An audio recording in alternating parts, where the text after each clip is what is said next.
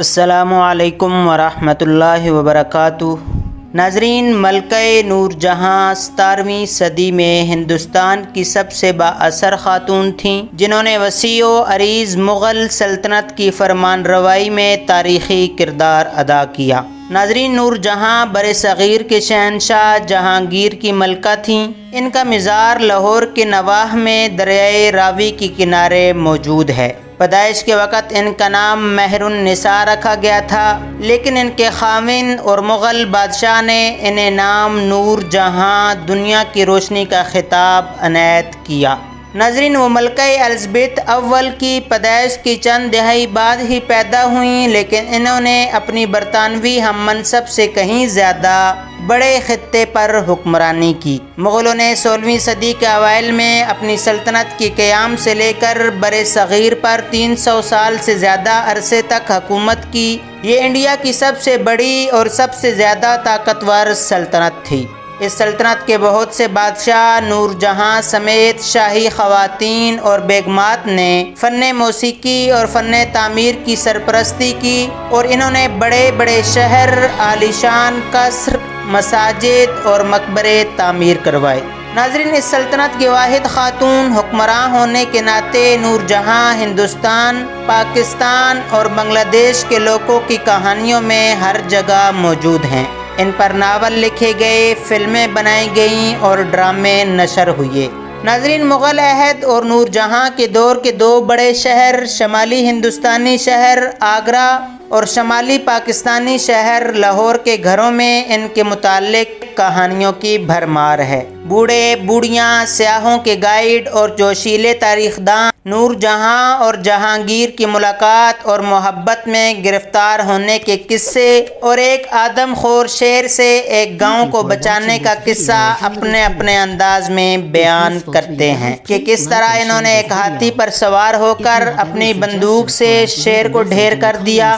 ناظرین، لوگوں نے ان کی محبت اور بہادری کے قصے تو سن رکھے ہیں، لیکن وہ ان کی سیاسی فراست، بلند حوصلگی اور ان کی سرگرم عملی دنیا کے بارے میں بہت کم جانتے ہیں۔ وہ ایک دل فریب خاتون تھیں، جنہوں نے تمام تر نامساعد حالات کے باوجود ایک وسیع سلطنت پر حکومت کی۔ وہ شاعرہ، ماہر شکاری اور ماہر فن تعمیر تھیں۔ اپنے والدین کے لیے انہوں نے آگرہ میں مقبرے کا جو ڈیزائن تیار کیا تھا، اس کی جلوہ گری بعد میں تاج محل میں نظر آتی ہے۔ مردوں کی دنیا میں نمایاں کردار ادا کرنے والی ملکہ نور جہاں شاہی خاندان سے بھی نہیں آتی تھیں، تاہم انہوں نے بادشاہ کے حرم سے ایک زیرک سیاستداں اور جہانگیر کی پسندیدہ بیوی کے طور پر بام عروج پر پہنچی اور ایک شریک سلطان کی طرح مغل سلطنت پر حکومت کی۔ ناظرین، ایسے وقت میں جب کہ خواتین حکومت کے کام میں شاذ و نادر ہی دخل رکھتی تھیں، آخر نور جہاں اتنی طاقتور کیسے بنی؟ اس کا صحرا بہت حد تک ان کی پرورش، ان کے گرد ان کے حامی مرد و زن کے نیٹ ورک، جہانگیر کے ساتھ خاص تعلق، ان کی جاہ طلبی اور ان کے وطن اور ان کے لوگوں کے سر جاتا ہے۔ عرب اور فارس کے لوگ سندھ دریا کے پار والے اس خطے کو ہند کے نام سے پکارتے تھے، اور ہند کی تکثیرت پسند، مالا مال اور روادار تہذیب نے مختلف حیثیات، مذاہب اور روایات کو ایک ساتھ قائم رہنے کا موقع فراہم کیا۔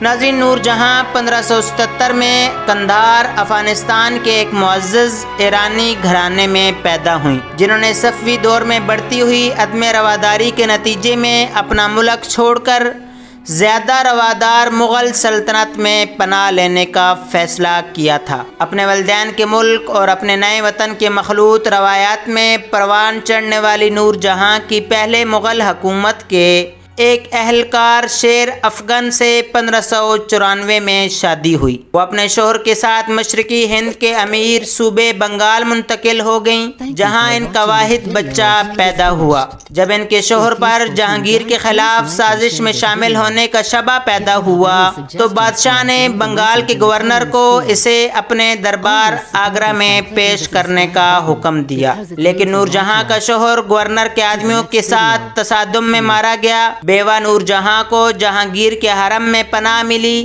جہاں دوسری خواتین نے ان پر اعتماد کرنا، ان کی تعریف کرنا شروع کر دیا۔ نور جہاں نے جہانگیر سے سن 1611 میں شادی کی اور وہ اس کی 20ویں اور آخری بیوی ہوئیں۔ ناظرین، درباری ریکارڈ میں بہت کم خواتین کا ذکر درج کیا جاتا تھا، لیکن جہانگیر نے سن 1614 کے بعد اپنے روزنامچے میں نور جہاں کے ساتھ اپنے مخصوص رشتے کا ذکر کرنا شروع کیا، اور انہوں نے نور جہاں کا توصیفی خاکہ پیش کیا کہ وہ حساس ساتھی ہیں، ایک شاندار خیال رکھنے والی ہیں، ایک ماہر مشورہ دینے والی، ایک اچھی شکاری اور فن کی پرستار ہیں۔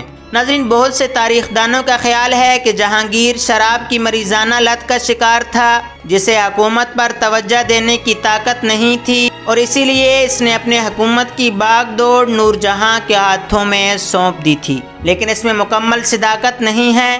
یہ سچ ہے کہ بادشاہ بلانوش تھا اور افیم کا دھواں اڑاتا تھا، یہ بھی درست ہے کہ وہ اپنی بیگم سے بہت محبت کرتا تھا، لیکن یہ نور جہاں کے ایک اہم حکمراں بننے کی وجوہات نہیں ہیں۔